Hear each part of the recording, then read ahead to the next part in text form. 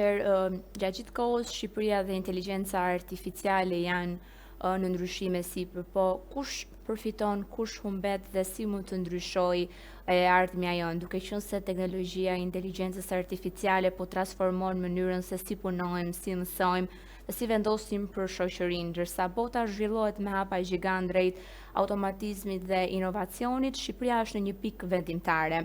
Si mund të ndryshojë AI për të rritur ekonominë, për të mbrojtur profesionet dhe për të përmirësuar vendimarrjen publike, pa e humbur kontrollin mbi të ardhmen? Atëherë përshëndetje në rast parë dhe jam shumë i lumtur që jam pranë jush në Media 60 për të diskutuar për tematika të tilla, për teknologjinë e inteligjencës artificiale. Inteligjenca artificiale është një koncept që se në përgjithësi shumë pyesin çfarë është edhe thonë përdoret. Është një koncept që tregon zhvillimin e teknologjisë sot që jetojmë në një botë ndryshe, unë e quaj pak si një revolucion i teknologjisë në çdo profil. Nuk mund të themi që askush nuk humbet domethënë me zhvillimin e teknologjisë, sepse teknologjia është një koncept që na vjen në ndihmë në punët tona. Pra në profile të ndryshme, si në aspektin shëndetësor, si në profilin e IT-s, si në prodhimin e automobilave, në fabrika të ndryshme globalisht, në botën e marketingut digital, pra më shumë peshon në aspekte pozitive. Aspektet negative janë aspektet të cilët aktualisht ne I kemi në dorë vetë që ti menaxhojmë, domethënë, po flasim fillimisht për to çështjet pozitive.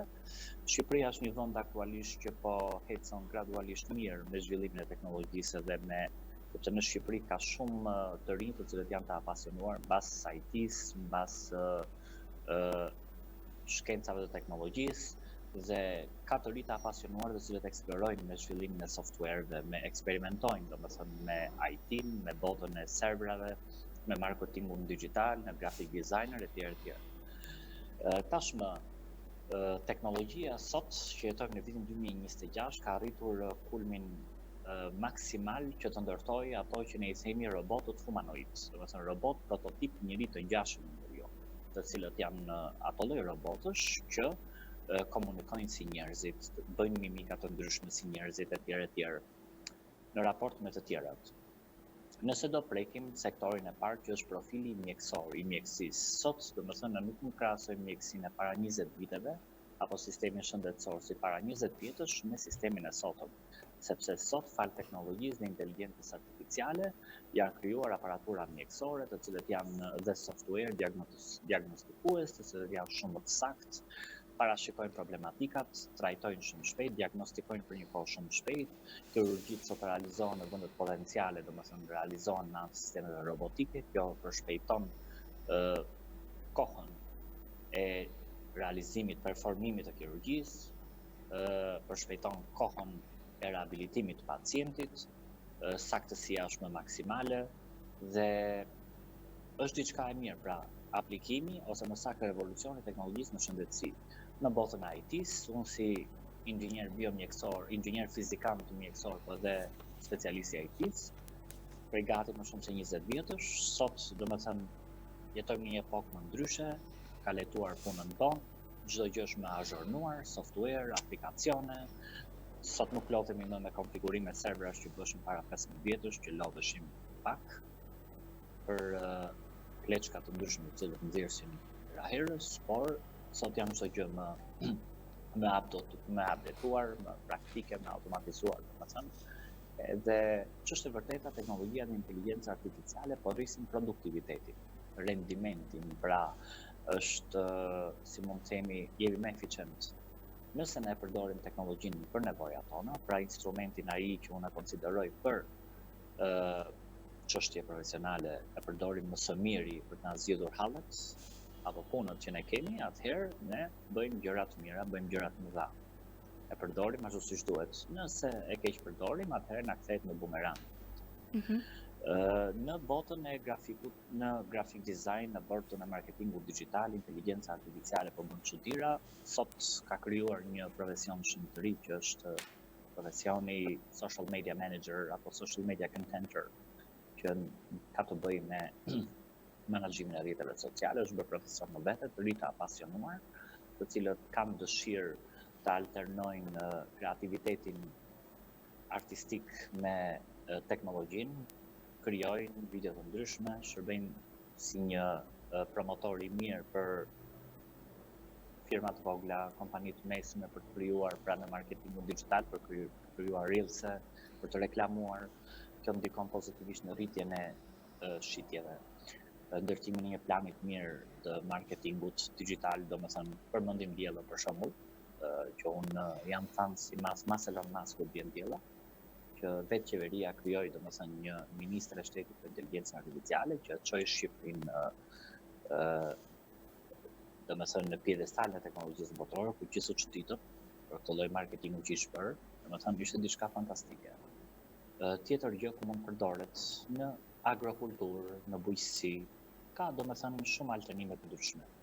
Side effectet e teknologjisë sigurisht janë disa për të pasur vëmendje apo për të dhënë mesazh sensibilizues. Përdorimi për një kohë gjatë nga fëmijët i telefonave, i tabletëve janë kthyer si pjesë jona e përditshme. Fëmijët që 2 vjeç, 3 vjeç sot nuk krahason me brezin ton. Që unë si një 40 vjeçar tashmë kur kemi qenë në gjimnaz nuk e dinim se çfarë ishte telefoni, dhe kur dolën Nokia-t e parë na dukesh si ato robotët e sotëm. Se po them edhe çik për trajt batute, sot fëmijët 2 vjeç, 3 vjeç u japin telefonin pa ditur bëjnë diçka, bëjnë scroll, shikojnë, të rreq vëmendjen, pra teknologjia, inteligjenca artificiale të rreq vëmendjen. Brezi sotëm është një brez, domethënë duke filluar që nga fëmijët sot janë një brez shumë i evoluar se sa kemi qenë ne përpara, se në kohët e fundit, 10 vjeçari i fundit ka qenë ai që i ka dhënë që i njohur me konceptet e teknologjisë, veçse në Shtetet e Bashkuara të Amerikës Hollywoodi shpeshherë ngacmonte pak me këto filmat e famshëm që krijonte. Ajo që mua më ka pas pëlqyer në kohën e fëmijërisë time për shembull, ka qenë një film me Al Pacino, i një këngëtarje shumë ideale që performonte dhe një zë fantastik që atraktoi një publik madhor, domethënë, dhe krijuar nga një gjuhë programimi dhe sot dhe implementuar në një hologram, që sot holograma nuk konsiderohet në një gjë e arrirë, sepse është arritur përpara. Me anë të teknologjisë, domethënë ato njerëz të cilët ai publik u atraktuai shumë, saqë donte ta takonte këtë Simon, por që ajo i kishte një emër Simulation 1, Sim 1, pra Sim 1 dhe 1.0, gjuha e informatikës. Doni ta takonin, nuk e takonin dot, dhe doli që ishte një gjuhë programimi. Pra që atëherë para 20 vjetësh teknologjia amerikane ka nxjerr filma të cilët trokisnin futurizmin. Por që sot e themi me plot gojën si duan vetë njëri teknologjisë, u krijuan nga Silicon Valley, u krijuan nga Hollywoodi dhe u ekzekutuan nga zemra e teknologjisë në Silicon Valley. Elon Musku, pioneri i teknologjisë që unë jam fan shumë i madh, hera herë sa zhurnon me informacione më të ndryshme që shpesh herë duken çuditshme dhe unë pak a shumë deri diku edhe skeptik, por që çfarë ka thënë e ka bërë, është bërë një treshe bermudesh e teknologjisë globale që po e bën botën, domethënë gjithë bota po i vjen për qark.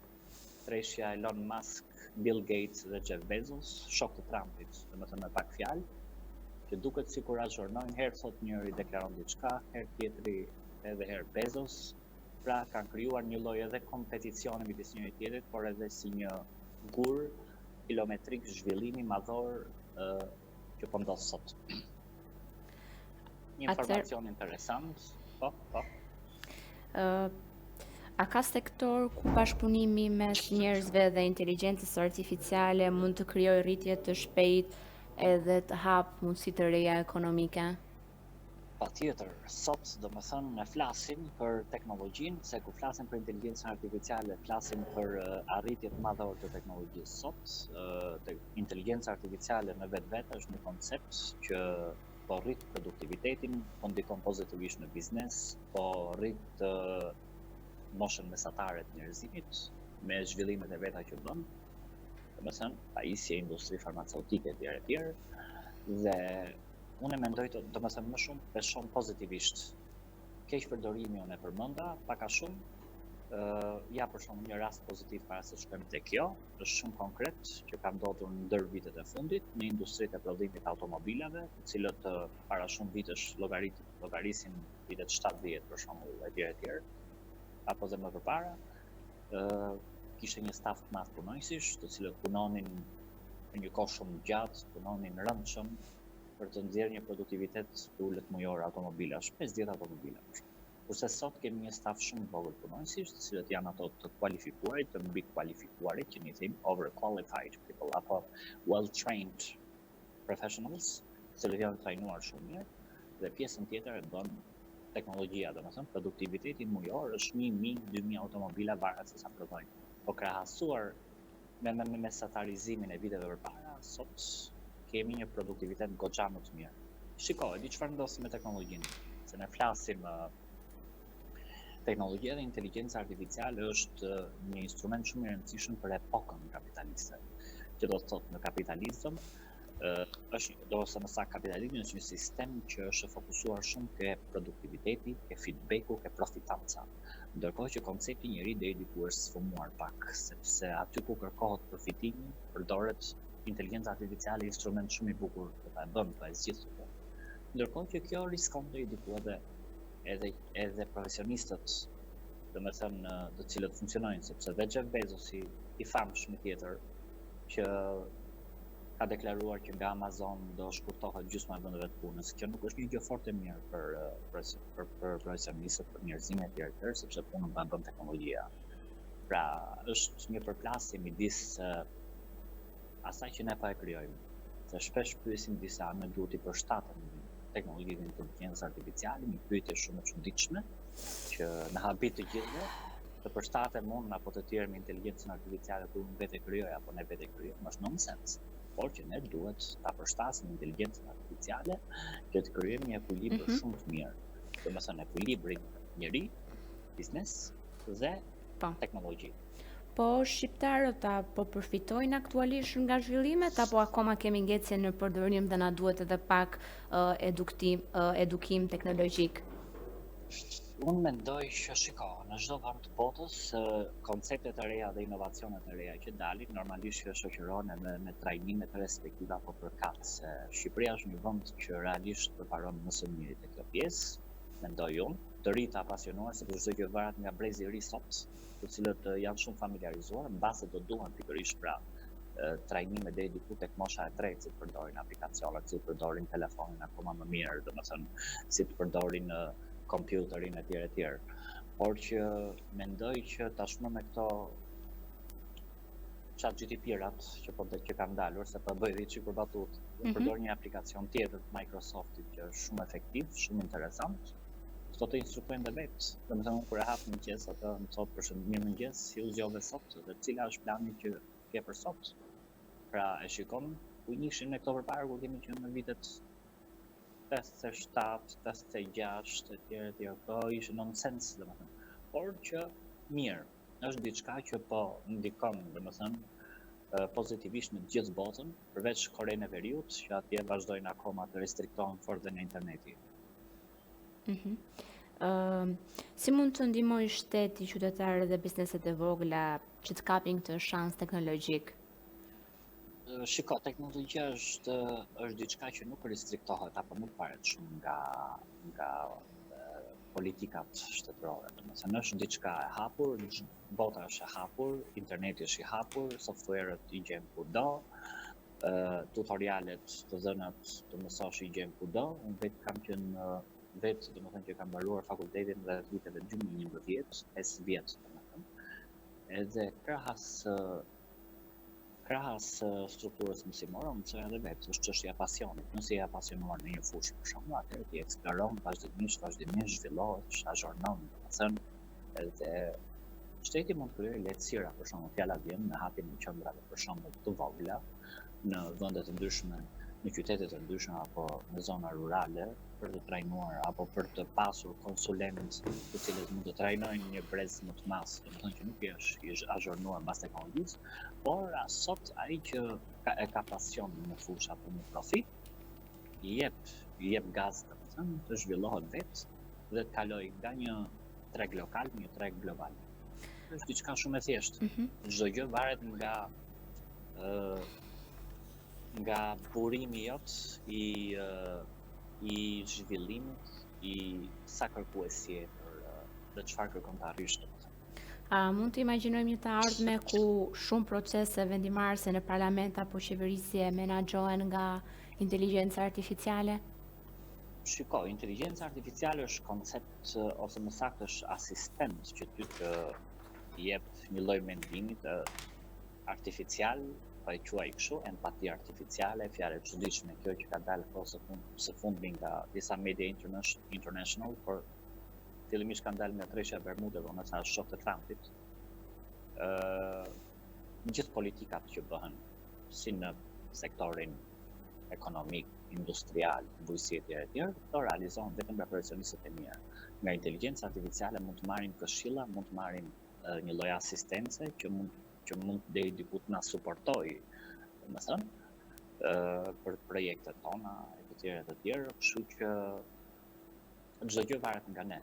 Më kujtohet rasti i diellës, domethënë mendoj që kryeministri Rama mori një iniciativë pozitive, mendoj, nga zgjedhjet e parvjetshme duke që u bën në Britaninë e Madhe, ku një CEO i një kompanie të teknologjisë dhe prezantonte vetëm duket në Parlamentin Britanik në formën e një avatari.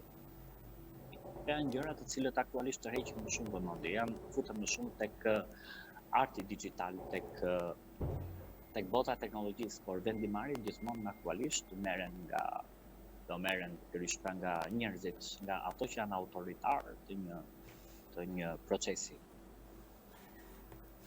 Cilat janë pasojat që mund të kemi nga përdorimi i AI në ekonomi dhe në shoqëri? Në shoqëri, për shembull, çfarë ndodh? Sot jetojmë në një botë që nuk ka qenë si para 15 vjetësh apo 20 vjetësh, shumë të socializuar, ku merrnim, bisedonim me atë rrethin, me atë klanin shoqëror. Sot shoku më i ngushtë është bërë inteligjenca artificiale. ChatGPT. Sot nuk është me një shoqëri, ChatGPT apo të ngjashmit me ta. Sot nuk është një botë shumë e pastër realisht, domethënë që siç ka qenë para shumë vitesh kur kemi qenë fëmijë apo edhe më vonë. Sot domethënë teknologjia po zgjedh shumë gjëra. Për shembull, shoku im i ngushtë është bërë, unë them që përbatur të përgjithësi është për inteligjenca artificiale, çon gjës me të, marr një informacion të maskut, që sot do na çojnë hënë.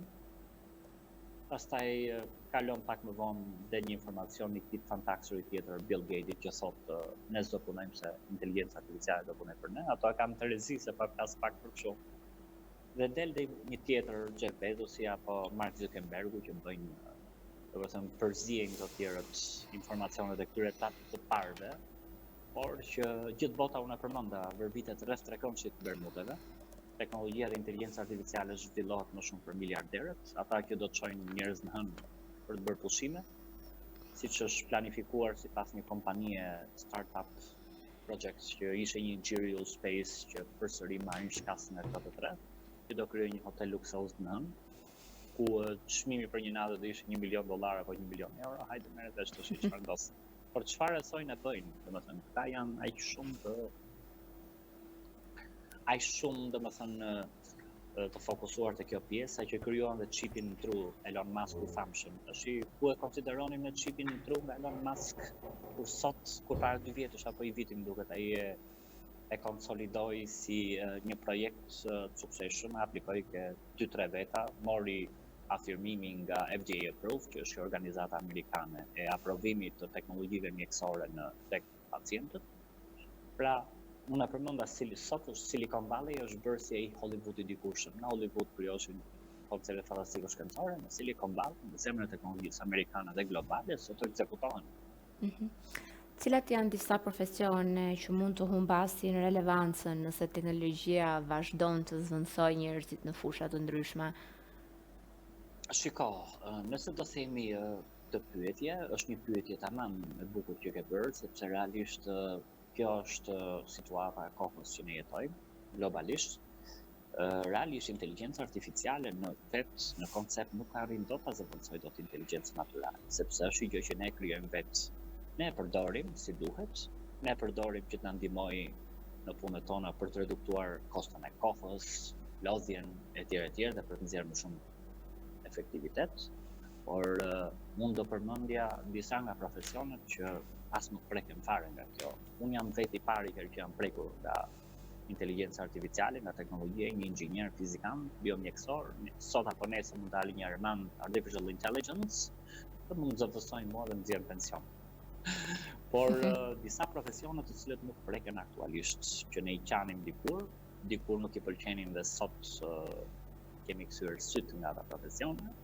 Profesioni hidraulikut i pari, një profesion që është e pamundur që një robot humanoid apo një robot i çfarëdo që mund të krijohet nga IA, lidhi tubat, las pak kështu. Një elektricist shumë i talentuar, një robot nuk e bën të lidhë telat. Kështu që një elektricist e bën, krijon projekte dhe tjerë. Profesioni i psikologut është nonsens të zëvendësohet nga inteligjenca artificiale. Profesioni i psikologut, i psikiatrit apo neuropsikiatrit për të trajtuar një pacient në mënyrë më efikase. Profesioni i mjekut, kirurgut, profesionist shumë të mirë. Profesioni i infermierit është pamundur, apo infermieres është pamundur që të zëvendësohet. Një gazetar i talentuar, një moderator i talentuar, unë vetë kam pas punuar në gazetari para shumë vitesh, pasion e kam pas gazetarin, por nuk mund të zëvendësohet dot nga një inteligjencë artificiale, një avatar, apo një humanoid që t'japi lajmin, se një gazetar i jep lajmin me emocion, i jep ndjenja për të atraktuar teleshikuesit, domethënë, edhe për të kapur në kurs audiencën, ndërkohë që është e pamundur pra të zëvendësohet. Thjesht inteligjenca artificiale nuk është se zëvendëson, mund të ndikojë domethënë në aplikimin e punëve rutinë apo punëve të cilët janë të njëjta, automatizohen, por që nuk e zëvendëson dot inteligjencën natyrale, sepse inteligjenca natyrale ka logjikën organike të gjërave, ka emocionin, pra empatinë e këto, ka ndjenjat dhe inteligjenca artificiale është një sistem robotik. Ka shumë informacione të ndryshme që viralizohen, jo do ketë empati, jo do ketë ndjenja, për ata që janë teknologjistë kjo duket nonsens, sepse një fytyrë roboti që bën mimika si buzëqeshje, blinkime fytyre, blinkime të sysh apo të tjera gjëra nuk mundet. Ajo është një grup sensorës që bën rolin e empatisë, që unë e them empati artificiale. Rasti i Amekës, roboti që u bë një sistem humanoid, robot humanoid prototip njëri që u bë i famshëm para 2 vjetësh, lërëm që Elon Musk u nxjerr këto Tesla. Sot do bëj namin, sot do krijoj 1 miliard robot humanoid brenda 5 viteve. Çudirat e Elonit këto. Por që në një showroom që ishte, me një fëmijë duket me sa mbaj mend ekspozicion i teknologjisë në Shtetet e Bashkuara, Ameka donte gjeskura në fytyrë, pra donte mimika, edhe fliste, duket sikur kishte një emocion, por është një emocion artificial që nuk është, domethënë një sistem robotik komercial që duket sikur po imiton, po bën imitime, por që këtu realisht teknologjia këtu ka arritur, po zhvillohet aq shumë sa që gjëra të çuditshme po ndodhin. Si e shihni Shqipërinë pas 5 ose 10 vitesh në një botë ku inteligjenca artificiale do të jetë pjesë e pandashme e ekonomisë dhe shërbimeve publike? Shiko, Shqipëria është një vend që është bërë pjesë e networkut teknologjisë. Ne jemi vend në Europë, domethënë pavarësisht se jemi në rrugëtimin drejt Bashkimit Evropian. Pra, edhe Shqipëria është një vend që po ecën mirë. Ne nuk jemi vend që prodhojmë, jemi vend që aplikojmë teknologjinë. Ajo teknologji që krijohet në 5-6 shtete potenciale që prodhohen vinë edhe këtu, domethënë. Kështu që unë e shikoj gjithnjë më tepër pjesë e networkut të zhvillimit. Është duam apo s'duam, ne jemi pjesë e këtij rrjeti, kështu që unë e shikoj më së miri, domethënë.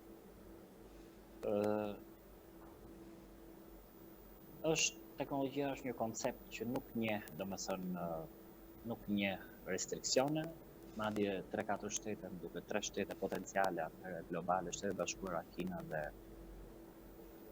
Britania e Madhe, u përpoqën për të krijuar një rregullator për ai, nuk e arritën dot, sepse është një botë e hapur, kush mund të zhvillohet vetë, mund të marrë informacione nga më të ndryshmet, mund të krijojë, pra një imagjinat, një intuit të krijojë gjëra pozitive, për t'i dhënë mesazh pozitiv rrjetit social, pra shoqërisë.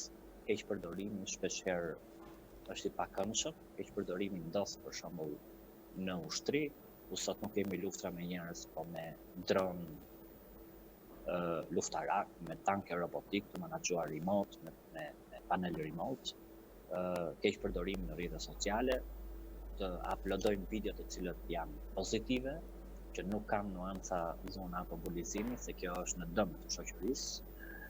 Edhe disa video që janë krijuar me inteligjencë artificiale në lidhje me luftrat që po ndodhin sot, domethënë midis Shtetit Bashkuar, Izraelit dhe Iranit.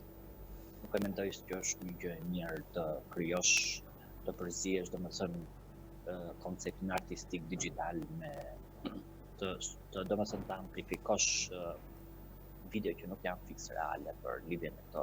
Mund të krijosh video të cilët janë reale, po të japësh një mesazh pozitiv. Pra këto janë keq përdorimi. Tjetër gjë, side effect, fëmijët të cilët rrinë për një kohë shumë gjatë në telefon, duhet edhe prindërit t'i restriktojnë pak, sepse është ajo që shfaqet sëmundja në oftalmologjinë, themi sëmundja e miopisë, vendosja e syzeve, probleme me cervikalin, me shtyllën kurrizore apo lumbarin, deformacione që krijon, që të detyrojnë të shkosh tek një fizioterapist. Mosha adoleshente apo vëllezëri i ri shpesh keq interpretojnë probleme psikologjike, jeta e Instagramit, që është ndryshe totalisht 360 gradë nga jeta reale, pra shkakton edhe problematika psikologjike, psikoneurotike. Pra thjesht duhet të menaxhohen më së miri, domethënë të kuptojnë që inteligjenca artificiale është instrument i rëndësishëm për ne dhe jo të imagjinojmë lidhje me çfarë po ndodh, sepse po të krijosh një video me AI, edhe një video realisht dallohen. Një video e krijuar me inteligjencë artificiale është e dukshme që është krijuar nga një gjuhë programimi. Pra dallohet në koncept, nuk është një video reale, por që duke krijuar atë lloj video, domethënë ne shikojmë se sa po zhvillohet sot, domethënë aplikacione të ndryshme, dikur në graphic designer përdorshin Photoshopin, është një program shumë i mirë apo Premiere apo After Effects etj. Sot me anë të teknologjisë, aplikimin e AI-s në informatik apo në software të ndryshëm, i bën gjërat më thjeshtë. Kjo është diçka shumë e bukur.